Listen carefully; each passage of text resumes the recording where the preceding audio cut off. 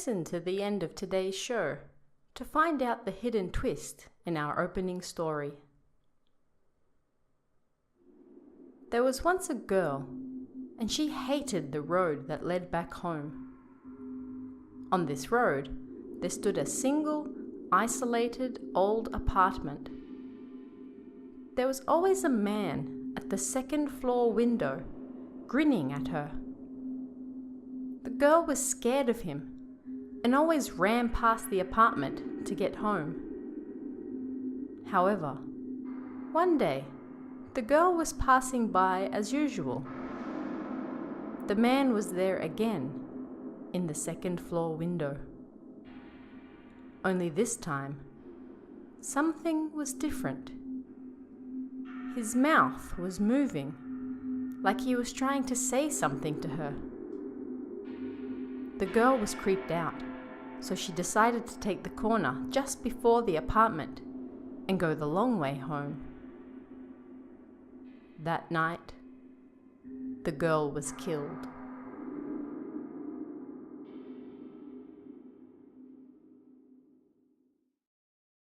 Hey guys, I'm your host, Tara A. Devlin, and welcome to another episode of Kowabana, true Japanese scary stories from around the internet. Have you picked up your copy of Toshiden, Exploring Japanese Urban Legends yet? We managed to keep the #1 new release slot in several categories over the first week of release, so a big thank you to everyone who has supported the book so far. I hope you've been enjoying it. This week's episode of Kowabana is an oden special.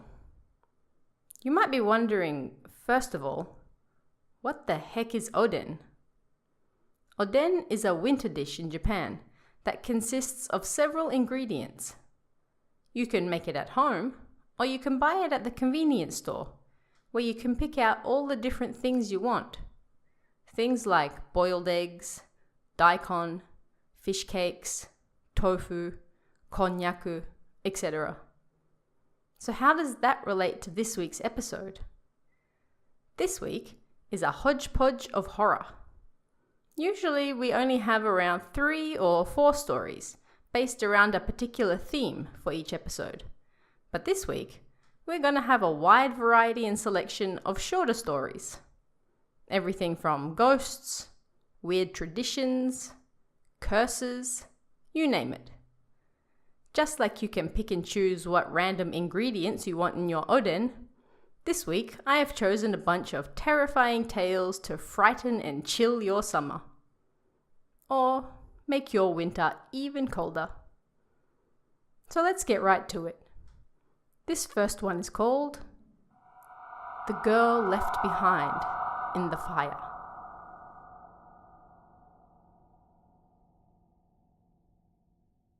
This happened during the summer 2 years ago, on my way home from university. I was riding my bike back from the station when I saw black smoke rising in the distance. A fire? Maybe I should go take a look, I thought, filled to the brim with curiosity. When I got there, a rather large fire was raging. There didn't appear to be any firefighters on the scene yet. Just what looked like the house's occupants, neighbors, and passers-by, staring dumbfounded at the sight before them. I glanced up at the second floor and saw a young girl by the window. It looked like she was screaming, but I couldn't hear her. Maybe she lost her voice from fear. Shit! Someone's still in there, I thought, and approached the couple. What the hell are you doing? You've got to help her. But they just stared at her.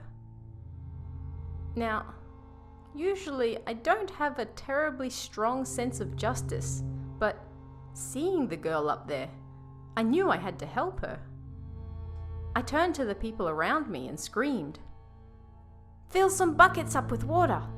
Then soak some towels." "What do you intend to do?" an old guy from the neighborhood asked me. "What do you mean? I'm gonna help her," Why are you all just standing there, doing nothing?" He looked at me with this strange expression on his face. "No, that's not it at all."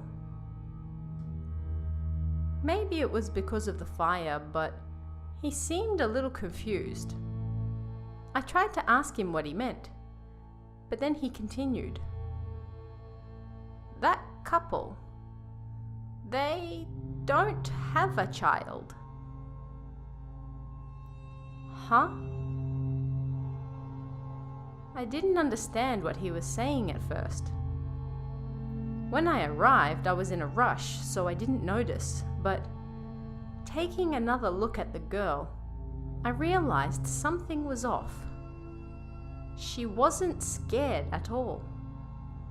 She wasn't bothered by the heat at all. She was expressionless, her mouth flapping open and closed. After watching her for a few seconds, I finally understood what she was trying to say. She was repeating the same word over and over. Burn, burn, burn, burn, burn, burn. Until the firefighters arrived, I joined the couple and the people from the neighborhood and the passers-by and just stared at the house in amazement. Nobody died in the fire, but the house burned down completely to the ground, and the houses on either side of it took damage as well. Our next story is a gentle reminder to be careful when driving out in the woods. This one is called The Girl in Red in the Forest.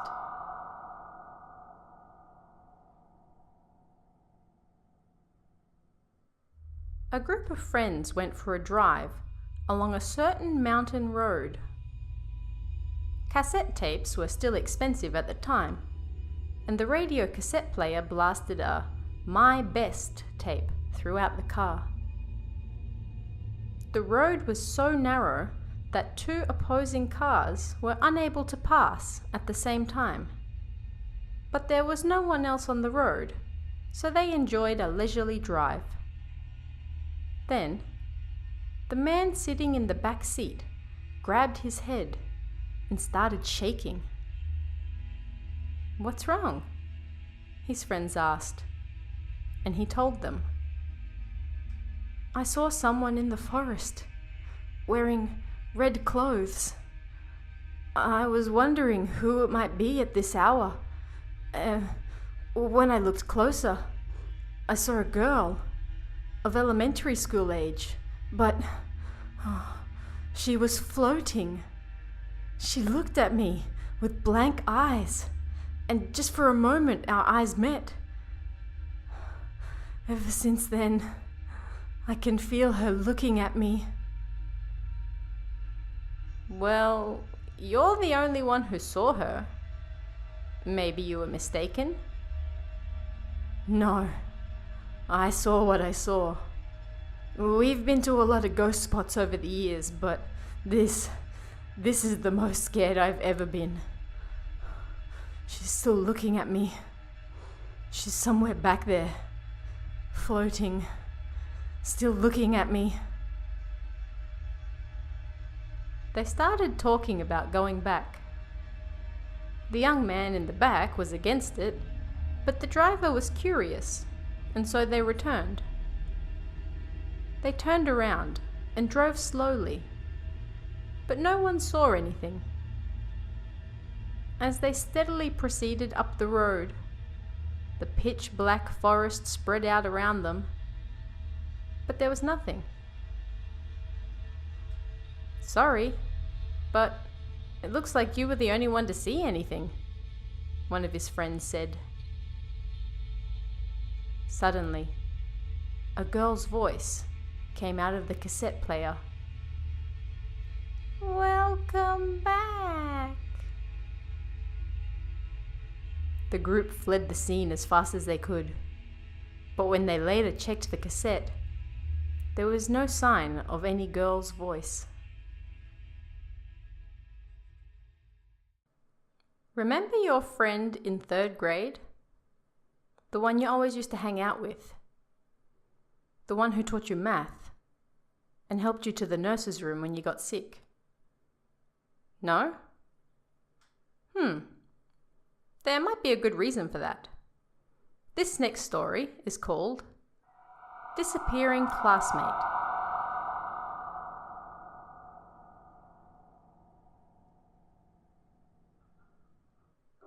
I heard this story from Saki-chan, who transferred to our elementary school in the 3rd grade. When she was still in the 1st grade, she had a good friend named Yuki-chan.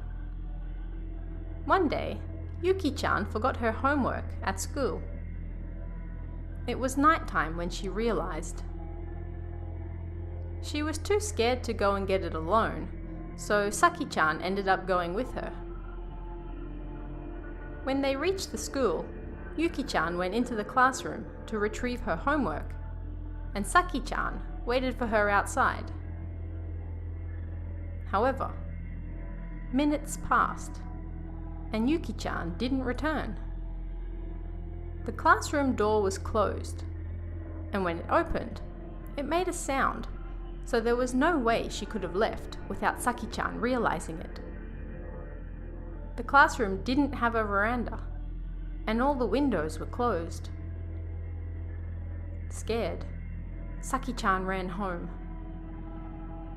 The next day, when she went to school, Yuki-chan's desk was gone. She asked the teacher about her, but she just said, "There's no one by that name here." She asked her classmates and got the same answer. But Saki-chan refused to believe it, and on her way home, she stopped by Yuki-chan's house. It was an empty lot. Saki-chan's story ended there. The day after I heard this story from her, however, she suddenly disappeared. I didn't hear anything about her transferring schools. When I asked the teacher about it, she just said, "There's no one by that name here." It's the same as Saki-chan's story, I thought. So I asked the other kids who listened to her story about her. One of them remembered her, but the other kids said they didn't know who she was. Did you manage to remember your friend? Keep trying. They're in there. Somewhere. Grab your mirror for this next one, because we're about to see something we shouldn't. This one's called Face the Mirror Down 45 Degrees. Then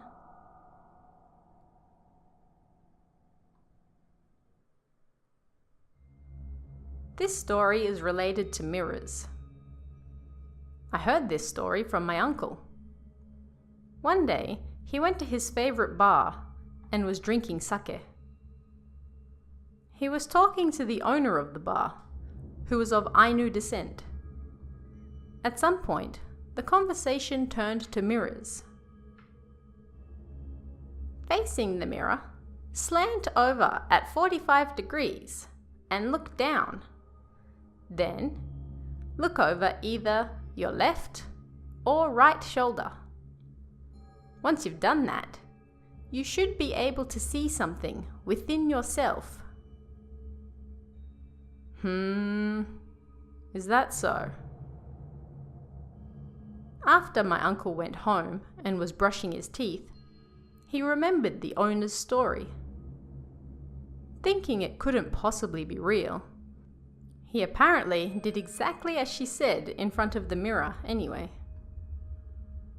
Whatever he saw at that time, he refused to tell me.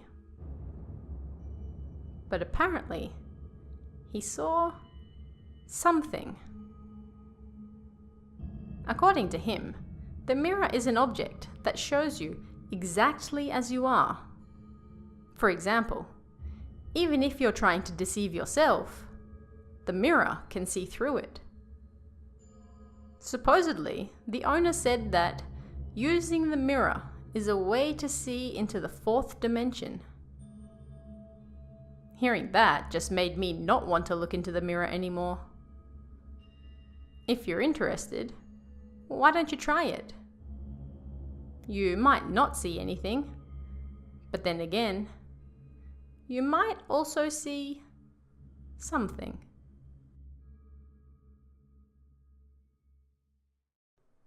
Try this next time you're in front of a mirror and let me know what you see, if you can. But before that, here's a quick reminder that you should always be cautious when answering the door. Always. This one's called The Police Officer's Questioning.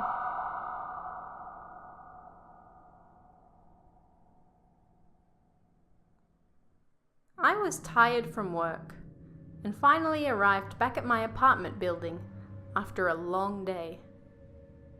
I lived on one of the upper floors, and as I went to get on the elevator, I noticed a man was already inside.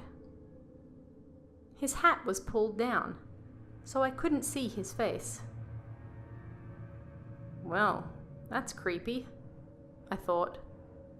But there was nothing else I could do, so I stepped inside. He didn't say anything, just kept staring at the floor. A few floors up he got off, bumping into my shoulder on his way out. I apologized, but again he said nothing, just stared at the floor as he went out. I went back to my own apartment, and as I was relaxing, I noticed the shoulder the man bumped into was covered in blood. What the hell? Oh, that's gross, I thought. But I was so tired, I didn't think much more of it. A few days later, the doorbell rang.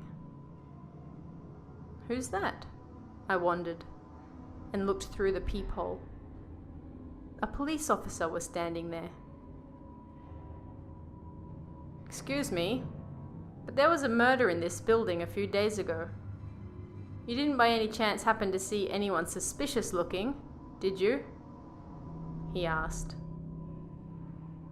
Ah, that guy, I thought immediately.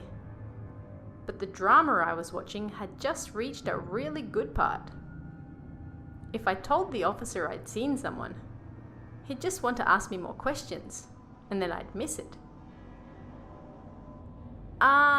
No, I didn't see anyone, I said through the door, so the officer left. The next day, I was watching TV when news of a murder appeared. It was my apartment building, and the date was the same day I saw the strange man in the elevator. So there really was a murder, I thought. Apparently, the murderer had already been caught. The TV broadcast his photo. It was the police officer. I took a lot of night buses when I was in Japan. They were the cheapest way to travel, and you could just sleep in there instead of spending even more money on a hotel. But thankfully, I never had an experience like this next one. This one's called The Night Bus.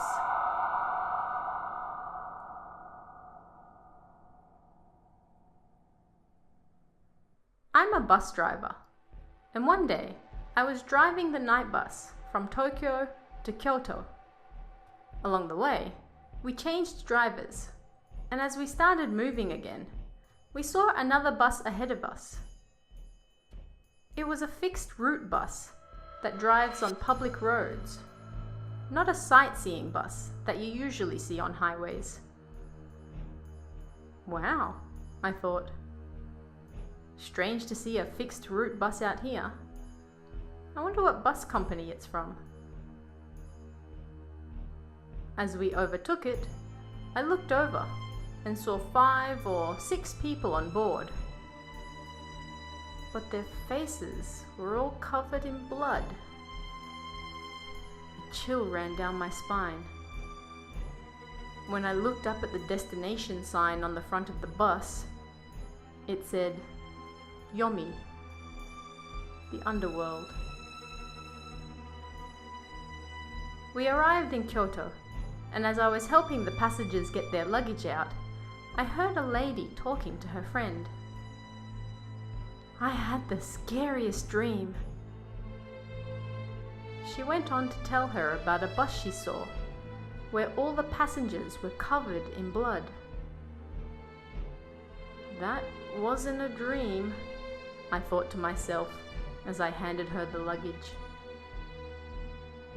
As I was moving the bus to park in the garage, my colleague, who I thought was asleep, told me that he'd seen the same bus. He didn't want to say anything at the time for fear of waking the other passengers up. I never saw that bus again. There's a tradition in Japan for family members to remove the bone fragments from the ashes after a person has been cremated. But this particular family member takes it a little too far. Find out what happens in Eating the Bones of the Dead.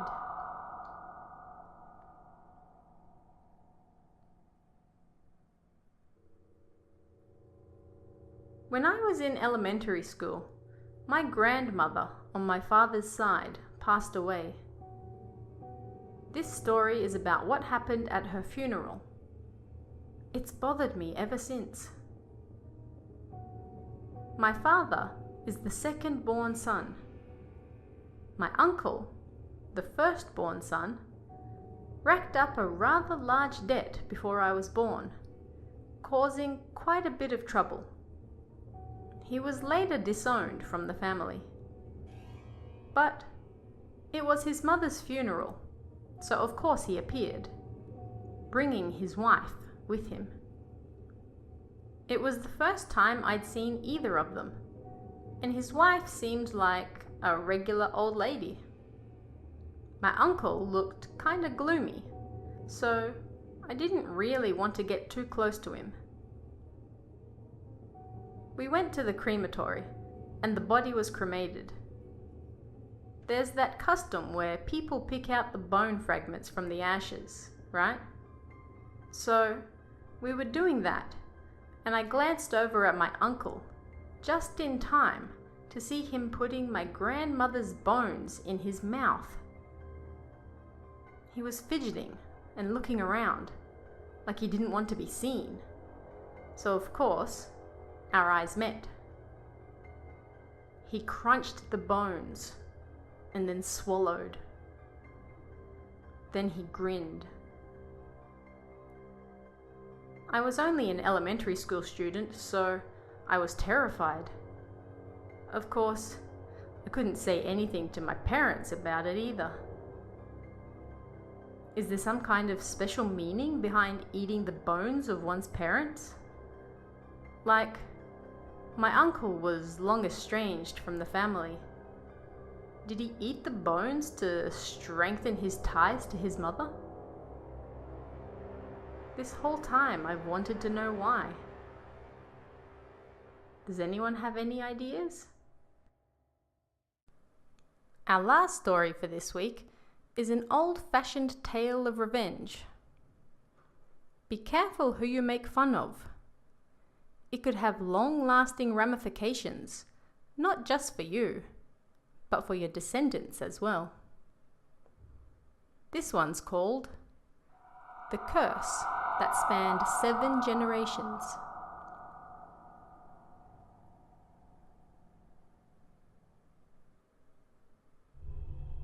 Long ago, there was a place called Miyazawa.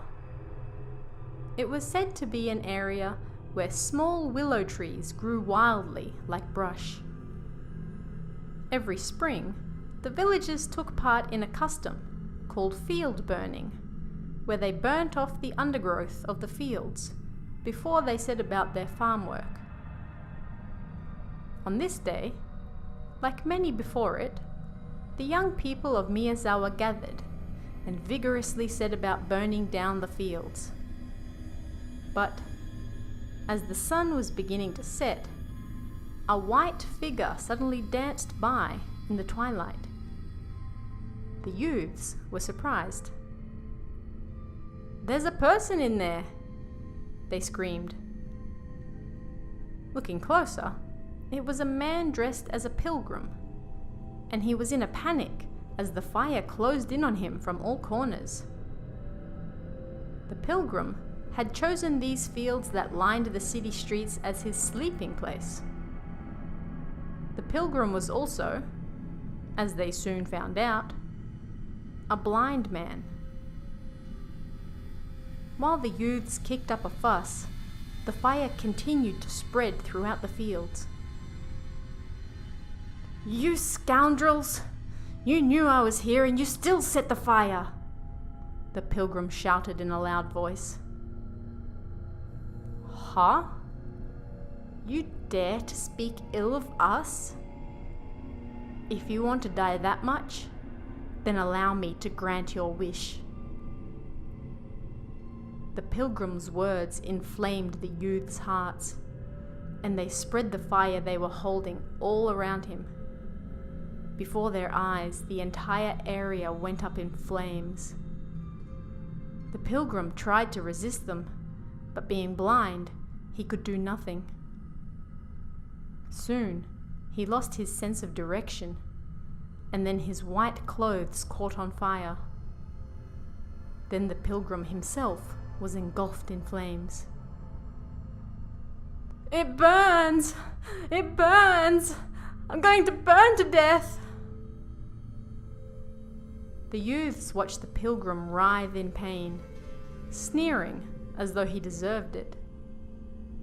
Thinking about it, a simple emotional misunderstanding had now turned these youths into murderers. The pilgrim burned to death as they watched him, dying in agony. Finally, he fell to the ground.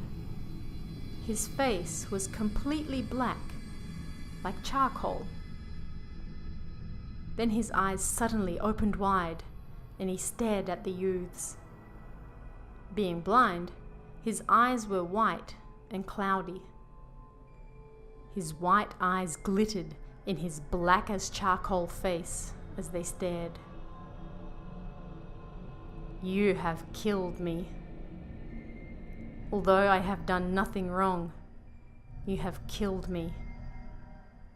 I will never forget this. Starting now, I curse the next 7 generations of your family to blindness. For 7 generations you shall be cursed." His final cry of anger expended the last of his energy. The white clothes he was wearing completely burned up, and the fat from his body boiled angrily. The youths became terrified upon seeing such a ghastly face of death, and at once they took off home. After that, just like the pilgrim said, the youth's descendants were all cursed with blindness. Eventually, everyone in the village succumbed to blindness, and the village itself fell into decline. Considering that village is no longer around, it may be safe to assume that this story took place 7 generations ago. So did you catch the hidden twist in today's opening story? A young girl always sees a man grinning at her from a house on her way home. One night, she sees him trying to say something to her, and, creeped out, she takes another way home. Only she dies before she gets there. Why?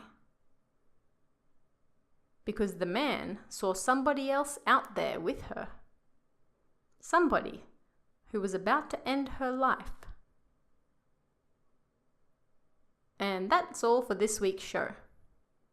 Don't forget to check out Toshiden, exploring Japanese urban legends, and follow us on Twitter or Facebook for even more news about what's coming next. You can find all of those links on kowabana.net. You can also join our Patreon for early access to both this podcast and Toshiden, as well as bonus episodes, and help support both shows. Thanks guys, and I'll see you again next time for even more Kowabana, true Japanese scary stories from around the internet. Want even more scary stories? Head over to kowabana.net for new translations every week. You can also join our Patreon for exclusive stories you won't find anywhere else. Head over to kowabana.net now.